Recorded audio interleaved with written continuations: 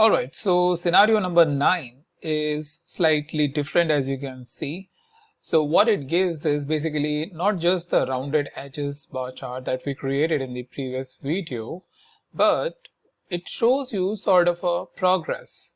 So progress, which is helpful in knowing out of the complaints, the total complaints that you have, how much you are really progressing, or if you want to compare with anything, that's also something you can basically do over here.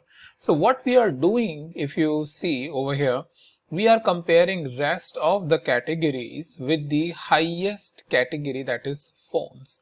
So compared to our maximum sales that is happening in the phones category, where does our rest of the other category falls, right? So over here, if you see, this is like 330,000 is what we see. Over here, it is slightly less than 330,000, and that's why you see all the way up till end, this value is coming, the bar is coming, and then slightly ahead you have this line, which is showing that it's not complete 100%. But in this case, it is quite apparent that for storage, this is clearly lagging behind, because the storage value is 223,844 as compared to 330,000. So this is the scenario that we have, and in this particular scenario, what we need to do is, first of all, create a standalone LOD, level of detail function, for a given category, phones, and then you compare the rest of the categories. So this is helpful in scenarios where you are comparing any category against other category. So what I have done to show this is, I have created the max sales by subcategory. If you see, this is what I have put here, that is max sales by subcategory, and then the same function which I have put it in the previous video, the measure values, where you have the sum of sales and aggregated sum of 0, so that you are going starting from 0 till the sum of sales, and create a line. Right, this is what the line that we created in the previous video. So what's really going on here, and I will recreate this, but first of all, let's understand what's going on with this function. All right, so let me go into the edit mode, and over here we will start with the innermost function, that is sum of sales, and we are fixing its category, fixed subcategory sum of sales. It's nothing but saying subcategory over here and sales over here, and it will show all the values of subcategory by sum of sales. But when we wrap it with the max function, what it gives us, it's a one single value. That means the maximum value that we have for sale for a given subcategory. So the maximum sale is in the case of phones, right? So what it does is, it fixed that and does not take any dimension. That means it will be fixed for everything that is going on, that wherever we plot it, like the one value, and you will always get here, in this case, there's 330,000. In case wherever you will plot it, that will be just one single value. So that's what it is going on, and let me start from the scratch, just so that, so we have this maximum sales by subcategory. We will just put it like max sales, and same thing we will do. We will first write our first LOD, which is fixed and subcategory, and then we will say sum of sales. That's our innermost level of detail. So wherever you will going to put, it will always be fixed at subcategory level. That means on any dimension you will put, it will be fixed at subcategory level for a sum of sales. Now what we want to identify is the highest sum of sales. So we will wrap it inside the max, and we want to fix it. We don't want to change it for any category. Otherwise you will not see that bar or that particular line which is going in the end. So what we do is, we fix that. Okay, and in the end we will close this. So that's what it is going on. So that's why I wanted to show you in a very simplest way possible, and click OK. So what we have is, now if I take the maximum sales and if I take the subcategory here in the, not in the product, yeah, there you go. In the product, you have subcategory. So for each value, you will see that 330,000 is what you will going to get, right? Now, along with the subcategory, what we need is the rounded edges, that line chart. So what we will going to do is again bring the measure values, and we will say sum of 0 because we want to start from 0 and go all the way up till sales. So we will remove this, remove everything. We don't need them.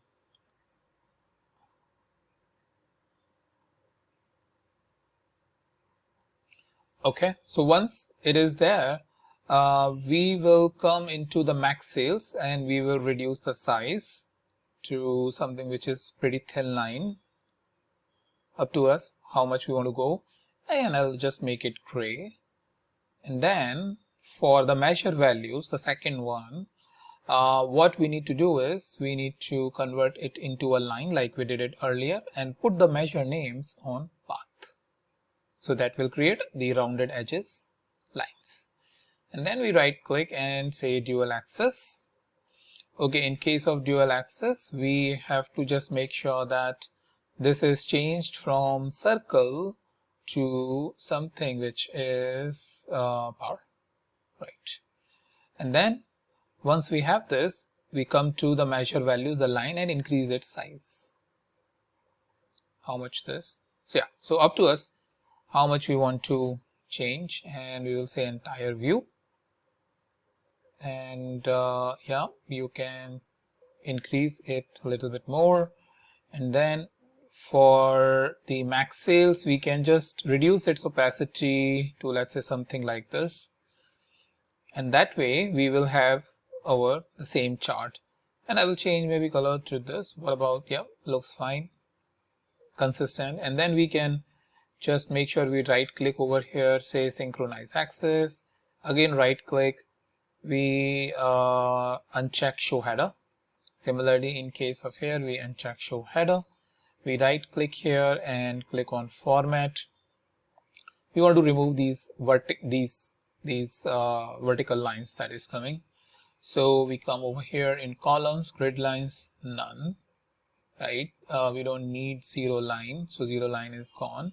Even if we don't need these row dividers and column dividers, we need to come here in the borders, and in the sheet we say none row divider and none column divider, and that way we have our same chart. We want to do, we can do the sorting based on our need. So sorting, if you see, is basically not coming. So what you can do is come over here in sort subcategory, because subcategory is what you need to sort, and you sort based on whatever value that we have. So we are doing it right now by max sales. It will not going to change because it's same for each value. So what we need is basically the sales. And now you can see whether we want an ascending or descending order, and you will have properly formatted, good looking chart for your dashboard visualization, which you usually see is how attractive various different experts are making the visualization. So example number 9, what we have it here. Now let's move on to the 10. So this visualization is also pretty much similar, but at the end, if you see, what you have is a small circle. So this is nothing but it's the same thing which is going on again, combination of multiple fields. If you would see some measure values and sum of sales and sum of 0, we have been doing that. So what we can do is yeah, we can just duplicate this, and I will show you how by duplicating this you can create this visualization. So you don't have to learn anything new, but just modify what you have done. So we are looking at example number 10, and in the example number 10, which we have already done, now what I need is go into sum of circle, reduce the size of the circle. If you see, let's say up until, yeah, this looks fine. And then in measure values, increase the size of the line. So you will see in a minute that you are getting that. Yep, there you go, right? So this is 10, this is number 10. The only thing is the color is different, otherwise everything is same. So we'll just increase the size maybe a little bit more so that it is clearly coming there. Yeah, and we can change the size to this one, and then you know how to remove these lines, these pane lines, this zero line, everything you can then remove. All right, so that's your number 10 to make your chart beautiful, the bar chart. Now the divergent bar chart. So divergent bar chart is basically based on the positive values and negative values. That's what it basically has at the end of the day. And it is useful in those scenarios where you want to compare them. So for example, over here, if you see, I'm comparing the 2020 sales with 2019 sales. And for that, what I have done is simply created two new measures, one for 2019. If I just say in edit, it's a simple if condition. I'm saying if year order date is 2019, then sales. That means give me only 2019 sales. Similarly for 2020, give me only 2020 sales. Simple if condition is what I'm using. So if I show you this example 11, it's the same thing which is going there. So we have subcategory, right? We have 2019 sales, we have 2020 sales, okay? And I'm doing simply what? Double clicking here. Before the sum, I'm saying negative sign, and that way I have this visualization. And after that, I will just go ahead and click on entire view, and in the after entire view, I will change this color. So maybe this is something what I can make it a little bit light. And for the second visualization, what I can do is I can change, I don't know, maybe this or this, whatever color combination that is useful, we can change it. Okay, yeah, this looks good, I guess. So you can remove the vertical lines. I have been showing that, and these panes, and that way you will have your chart. The only thing is sorting. So you can sort. What I really recommend is we sort it by 2020. So once we click it here, we know the highest categories of 2020, and we can clearly see in some cases, which is clearly apparent, this one, where the sales have improved a lot when it compares with the 2019. Similarly over here, sales has improved a lot in case of when we compare it from the previous year. Even in this case, all of these different cases, this one clearly the bar is high. So that way it's just that it's a bar chart, but it creates, or it gives an amazing sort of comparison with the help of simple tricks. Okay, so once we have done that, what we need is the next example, the example number 12, bar inside the bar chart. So what we are having is the sales and the profit. So situation like this where we have negative profit, clearly visible. In case of here in bookcases, clearly visible that profit is less, and rest other cases we can do the comparison. So again, we have this very simple, by sub product category we have sales, profit, and the dual axis. And then we have done the settings. So for that, what we need is example number 12. And here we want to get the subcategory in the columns, let's say. And we get what? Sales.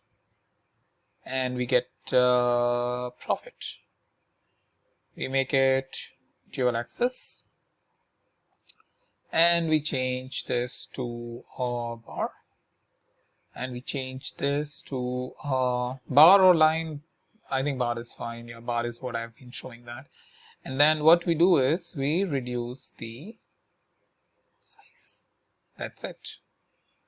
That's all what we need to do. But if you see, this is not coming along when we compare it with our number 12 over here.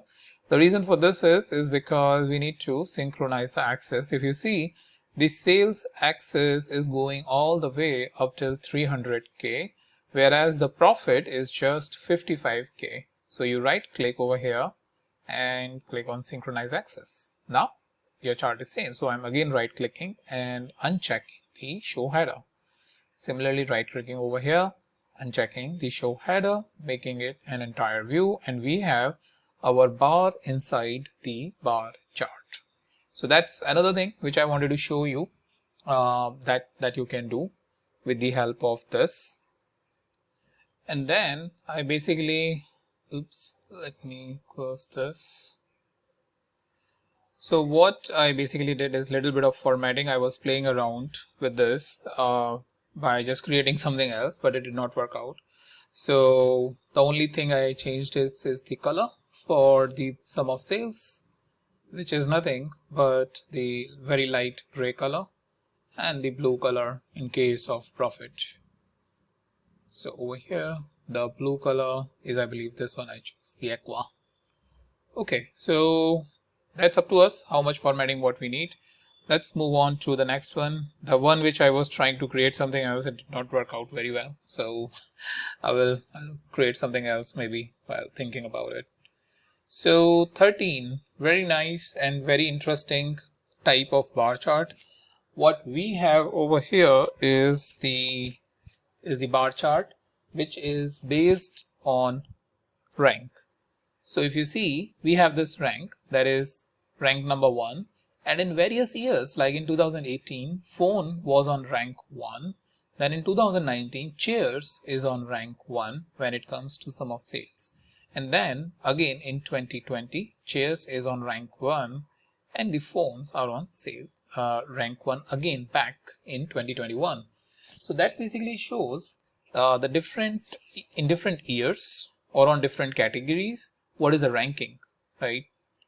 So that's pretty useful when you are sort of trying to compare the 5 different top categories or 6 categories along with their rank over a period of years.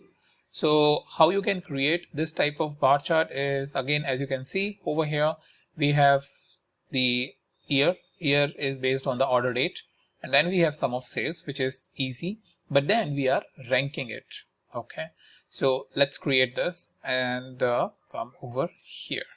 So this is our example number 13. So we have the order date. This is already by year, and then we have sum of sales. So we will take sales over here. So now we have sum of sales, and this we will take, we need to have the subcategory. And if you see the subcategory, what we had is on the text. So once we have a subcategory over here, we will, from automatic, we will convert it into a bar because that's what we need. So if we go back here in the 13, this particular one, we had these different categories, but they will be displayed based on the rank. So rank is something what we need to create, and the formula for the rank that I have used is, where is that rank function? Let me rank and click on edit. Nothing but your rank sum of sales, but rank sum of sales is basically based on the subcategory. So that is what we were going to do. So you have seen the rank formula. This is the formula that you need, sum of sales and then rank. Click OK. You need to bring it over here, and now the rank is coming like this. You have these different bars, but this is a vertical bar chart, not the horizontal bar chart. So for that, what you can simply do is come here in show me and click over here. So you have this particular bar chart, but the only problem that we get is that this is nothing what we want. We wanted the labels, because if we go back again, this is what we want inside this, but that is coming at the end, which is slightly difficult and will not give us the desired output. Okay, so we will press Ctrl Z and we will come over here in rank and we will say compute using and the subcategory. And one last thing, one of the very important, and to put everything in the order, is converting the rank into discrete. So because we want to show it as the value, not as the measure, so we will change it to discrete, and then you will see that you have the same type of categories which I was showing over there. So I will change the color to this, and I will make the label inside the chart. And what we can do is we can make it, I don't know, maybe Tableau medium, and yeah, that should be it. And this is giving us the value or the output that we were looking for. So that's again another interesting way. I wanted to show you how you can create your chart, and maybe we can make it entire view so that it looks amazing. So that's something very contextual information that you are getting with the help of little bit of settings as to how to do that when you are preparing any dashboard. Now we will move on to the 14. Let's see what 14 is. This is a pretty interesting one where it's sort of like you have the different strings or different lines on which on a particular point you have the value that shows how much there is a variation in each value, which one is going high and low. Again, I will just make the color. This is not looking really good. I will edit the color, and maybe I will choose for sales this one. Click OK, and now it's better, showing at least something useful. And then if you see, the subcategory is like off and on. So maybe what I have not done there is the sorting. So we come over here and sort, and I'll show you how you can do that. But just in 1 minute, we will do it by the sales and in descending order. That way, it looks pretty nice as to what are the categories that you have and how you can do this. So if you see, this is nothing but, again, we are using maximum sales that we have done previously with the sum of sales. I think this was the example number, this one, right? So what we do is we will just going to duplicate this, bring it in the end. So you can see that not a lot that gets changed, but it's all about the different settings and the different way we want to show the same information, right? It's just that every time when you show it, based on what you want to show, how dense the information is, or how much less the information is, based on that you can choose the type of chart. But the whole idea is these are the options. By having a different settings, we can basically make it. Okay, so after that, example number 14 is over here, and what we need this particular bar, which is the measure values, and we need to basically change this to a circle.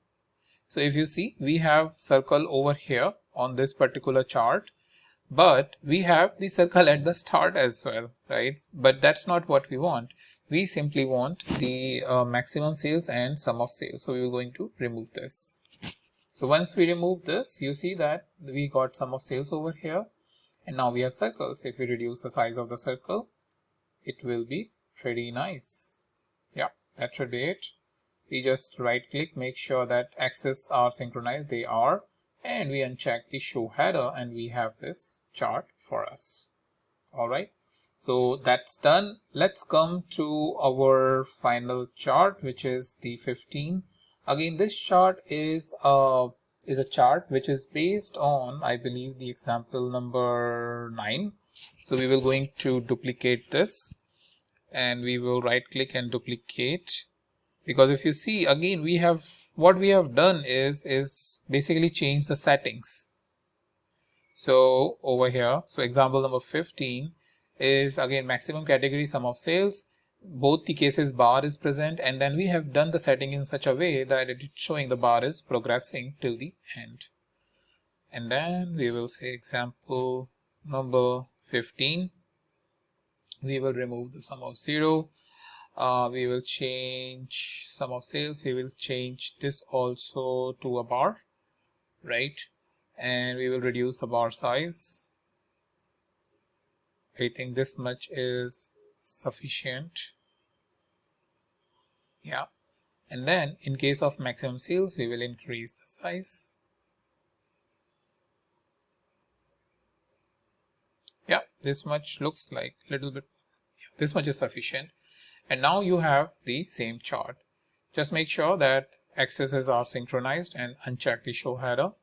And then we have our same chart which is present over here. Okay, so only thing that is missing is maybe just one more example number 7 that I could not show. I don't know, I may be creating it, but then I may have sort of either deleted it or dropped it. And even I was trying to do some experiment with this particular chart by making it the rounded edges, but the whole problem is that we get the rounded edges even in the end.